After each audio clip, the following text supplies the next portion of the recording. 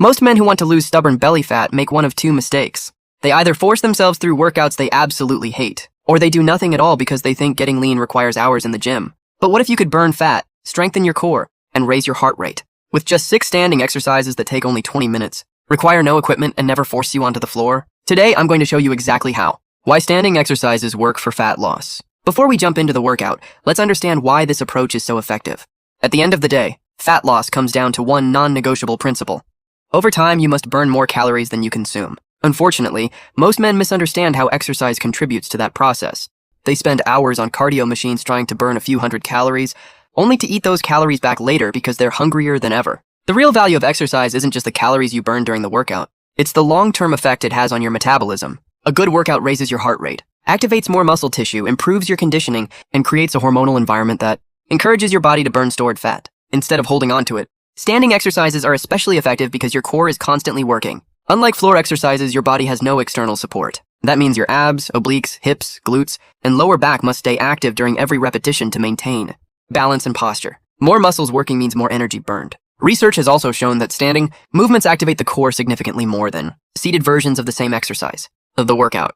Complete all 6 exercises. Work for 45 seconds. Rest for 15 seconds. Repeat the entire circuit 3 rounds. Total workout time is approximately 20 minutes. Now let's break down each exercise. Exercise 1, alternating toe touches. Stand with your feet shoulder width apart. Lift your right leg while reaching your left hand toward your right foot. Return to the starting position and repeat on the opposite side in a smooth rhythm. This controlled cross-body movement forces your torso to rotate, directly targeting the obliques in a way traditional crunches simply can't. Every repetition also challenges your balance, activating deep core stabilizers like the transverse abdominis and multifidus. These are the muscles responsible for creating a tight, athletic-looking waist. Keep your chest up throughout the movement. If your upper back rounds forward, your obliques become less active and your lower back absorbs unnecessary stress. Exercise 2, jumping jacks.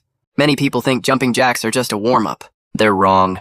When performed with real intensity, jumping jacks quickly elevate your heart rate into the ideal fat-burning zone. Extend your arms completely overhead. Land softly with slightly bent knees. Studies suggest maintaining your heart rate around 60 to 70% of your maximum can maximize fat oxidation during steady exercise. For most people, controlled jumping jacks fall perfectly within that range. They engage your shoulders, stabilize your core, and provide an excellent cardiovascular workout with less joint impact than running. Push hard for the full 45 seconds. Reach overhead every rep. Brace your core every time your feet hit the ground. It looks simple, but don't underestimate how demanding it really is. Exercise 3, knee to elbow. Stand with your feet shoulder width apart.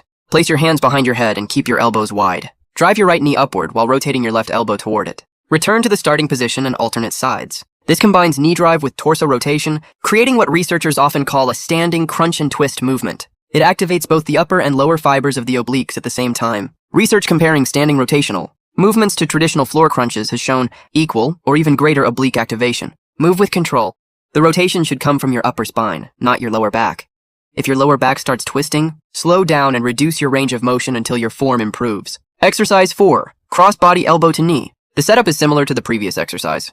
This time, however, your right elbow travels toward your left knee, creating a much longer cross-body movement. That larger rotational path places even greater demand on both the internal and external obliques. It also improves thoracic spine mobility, an area where many men lose flexibility after years of sitting at desks. Better thoracic mobility can improve posture, athletic performance, and even reduce lower back discomfort. Alternate continuously for 45 seconds. Focus on quality movement rather than rushing through repetitions. Muscles adapt best when they're challenged through a full range of motion. Exercise 5, squat to floor touch. Stand with your feet shoulder width apart. Lower yourself into a full squat. Touch the floor with your fingertips, then drive through your heels to stand back up. Touching the floor forces you to reach proper squat depth instead of stopping halfway. This eliminates the lazy half squat that many people fall into once fatigue sets in. Squats recruit the body's largest muscle groups, the quadriceps, hamstrings, and glutes. Research consistently shows that large compound lower body exercises create the highest metabolic demand of almost any movement. Even after your workout ends, your body continues burning extra calories through a process called excess post-exercise oxygen consumption, or EPOC. That means this exercise keeps working long after you've finished training. Touch the floor every rep. No shortcuts. Half reps don't count. Exercise 6, high knees.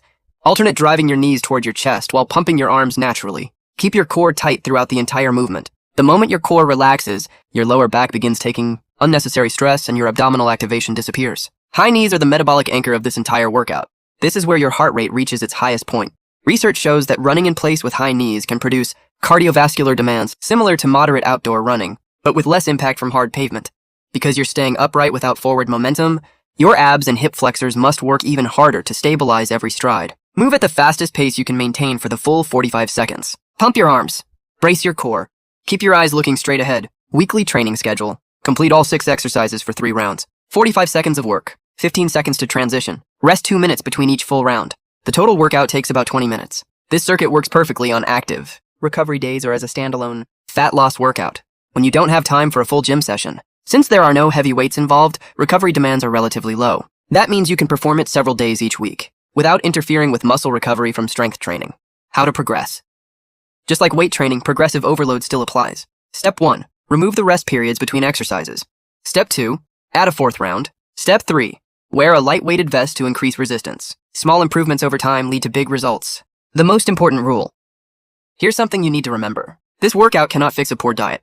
A 20-minute session may burn around 300 to 400 calories. One unplanned meal can erase that entire calorie deficit. Exercise creates the calorie deficit. Nutrition maintains it. And above all else, consistency beats intensity. Completing this workout 3 times every week for months will always produce better results than training 5 days one week and quitting the next. Sustainable habits always outperform extreme effort. If you found this workout helpful, don't forget to like and subscribe for more fitness tips.